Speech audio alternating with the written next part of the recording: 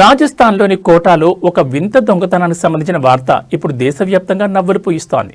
దొంగతనం చేయడానికి పక్కా ప్లాన్ వేసిన ఓ దొంగ చివరికి ఎగ్జాస్ట్ ఫ్యాన్ కోసం ఉంచిన ఒక చిన్న రంధ్రంలో ఇరుక్కుపోయాడు. అది కూడా ఎక్కడో కాదు, ఇంటి యజమాని కళ్ళెదుటే. గంటల తరబడి అందులో ఇరుక్కుపోయి బయటకు రాలేక అతను పడ్డ పాటలు చూస్తే జాలి కలక్క మానదు. ఈ వింత ఘటనకు సంబంధించిన పూర్తి వివరాలు ఇప్పుడు చూద్దాం. రాజస్థాన్లోని కోటాకు చెందిన ఒక కుటుంబం ఖాటు శ్యామ్జీ దర్శనం కోసం ఊరెళ్ళింది.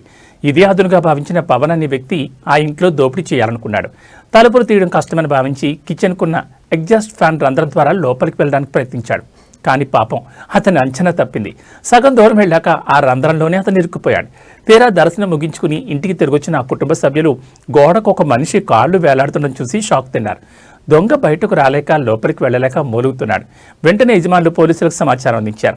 ఘటనా స్థలానికి చేరుకున్న పోలీసులు ఆ దొంగను బయటకు తీయడానికి నానా తంటాలు పడాల్సి వచ్చింది. అయితే ఈ కేసులో అసలు ట్విస్ట్ ఏంటంటే ఈ దొంగ మరెవరూ కాదు, ఒక పోలీస్ ఆఫీసర్ దగ్గర కార్ డ్రైవర్గా పనిచేస్తున్న వ్యక్తి. చట్టాన్ని కాపాడే అధికారుల వెంటి ఉంటూ ఇలాంటి పనులకు పాల్పడడం అందరినీ ఆశ్చర్యానికి గురి చేస్తోంది. ప్రస్తుతం పోలీసులు అతన్ని అదుపులోకి తీసుకుని విచారిస్తున్నారు.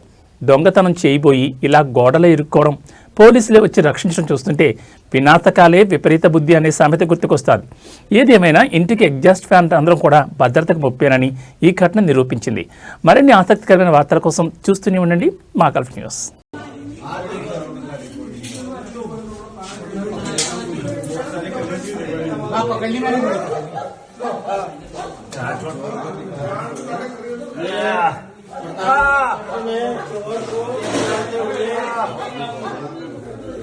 लगातार चौथी चोरी हो रही है बोरखेड़ा कोटा में। अरे इधर आओ, गिर जाएगी। अरे वो गाड़ी इसकी है, वो मैं गाड़ी से आ रहे हैं चोरी। कार से चोर आ रहे हैं। कार कौन सी इसकी? दादा चोर पटेल हो रहे तो कार से आए चोर भी। और देखिए जो चोर है उसकी शक्ल देखो। आजा गोविंद आजा।